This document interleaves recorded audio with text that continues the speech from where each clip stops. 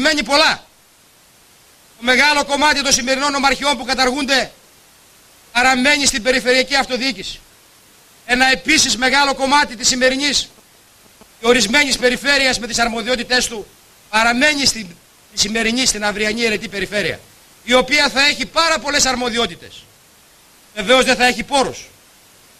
Είναι ένα άλλο θέμα της νομοθέτησης ενός θεσμού γρήγορα και βιαστικά, απόρρια του οποίου είναι και το έλλειμμα της δικιάς ενημέρωσης. Αλλά αυτό είναι ένα άλλο θέμα. Εμείς κληθήκαμε να τον υπηρετήσουμε και από εκείνη τη στιγμή συστρατευτήκαμε και θα κάνουμε ό,τι είναι δυνατόν. Όχι μόνο να το αναδείξουμε, αλλά και να πείσουμε και τον τελευταίο πολίτη να μας ψηφίσει.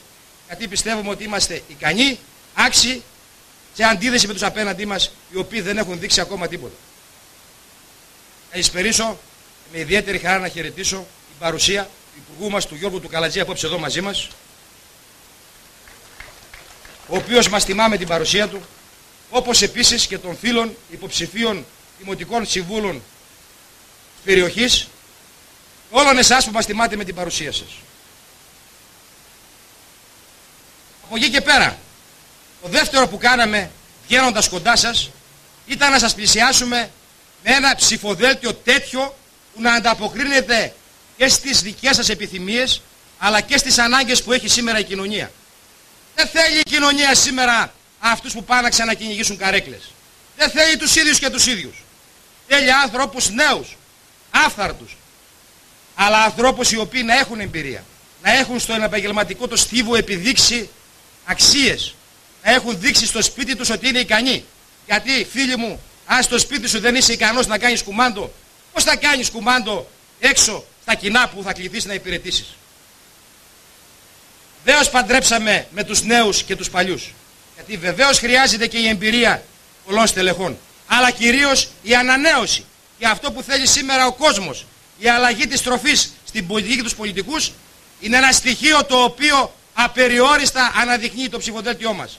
Ένα ψηφοδέλτιο ισχυρό, ένα ψηφοδέλτιο νίκης, ένα ψηφοδέλτιο τέτοιο που θέλετε να βλέπετε και να ψηφίζετε. Ένα ψηφοδέλτιο με ανθρώπους τους οποίους θα ψηφίσετε με χαρά, τους οποίους θα προβληματιστείτε να επιλέξετε ποιον θα επιλέξετε. Τέτοιους ανθρώπους έχουμε δίπλα μας, με τέτοιους ανθρώπους βγήκαμε μπροστά. Το 50% των ανθρώπων αυτών δεν έχει ξανασχοληθεί με τα κοινά. Είναι όμως πάρα πολύ επιτυχημένοι στη δικιά τους δουλειά και όπως θα δείτε είναι αυτοί που έχουν τις ικανότητες να σας εκπροσωπήσουν στο Περιφερειακό Συμβούλιο, που θα είναι ένα πάρα πολύ ισχυρό όργανο. Την ίδια ώρα που εμείς οργανωνόμαστε, απευθυνόμαστε σε εσάς, πάμε με πρόγραμμα και ρυθμό, συζητάμε μαζί σας και μέρα με τη μέρα βγάζουμε πιο δυνατή φωνή. Οι πολιτικοί μας αντίπαλοι λογαριάζουν χωρίς τον ξενοδόχο. Τιμούνται τον ύπνο του δικαίου.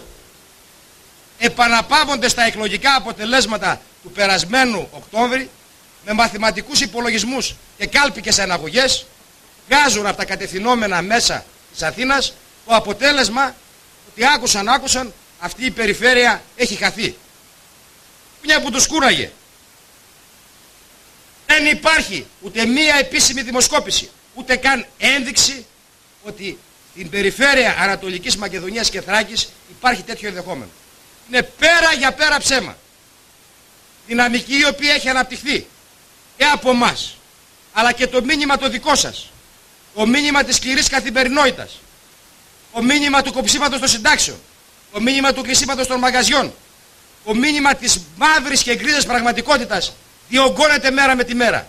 Και μαζί με το δικό μας αγώνα, η δικιά μας προσπάθεια, η δικιά μας πρόταση, θα βγει και η δικιά σας φωνή που θα λέει φτάνει πια.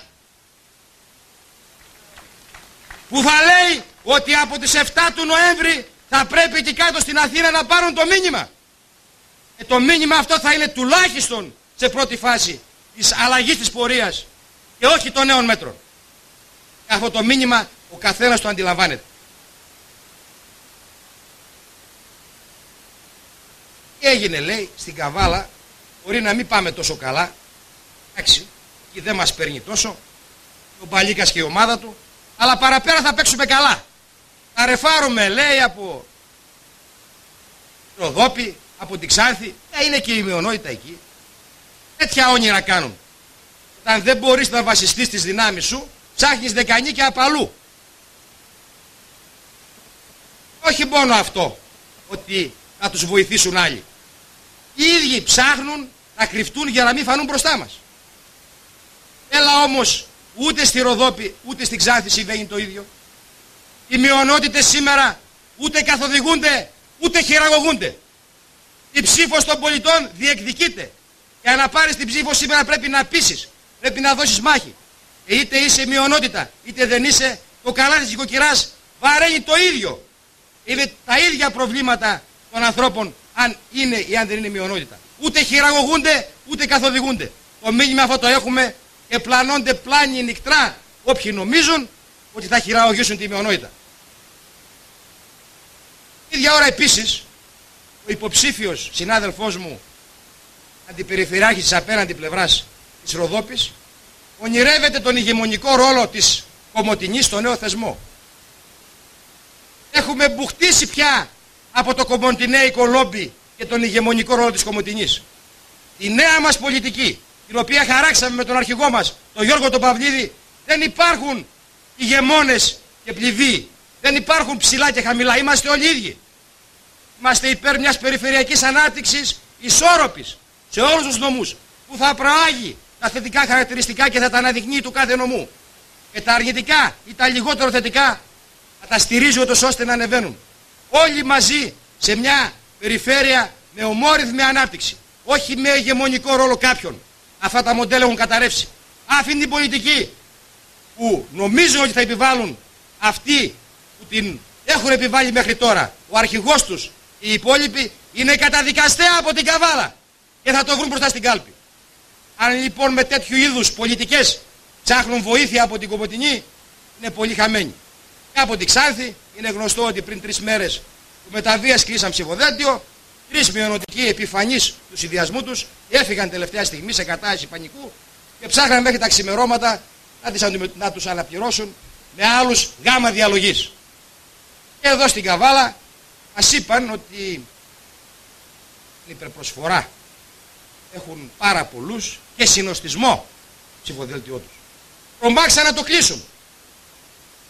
Κάσω ακόμα τη Δευτέρα δεν ξέραμε ποιους βάλαν. Όταν έχεις υπερπροσφορά, όταν έχεις δυναμική, όταν έχεις όραμα, όταν είσαι σίγουρος, πας μπροστά δυνατά. Δεν κάθεσαι τελευταίος να περιμένεις. Πουθενά στην πολιτική και στην πολιτική ιστορία δεν προκύπτουν τέτοια δεδομένα. Όταν είσαι ισχυρός, χτυπάς τον αντίπαλό σου δυνατά, να τον καθυλώσεις και να φύγεις μπροστά.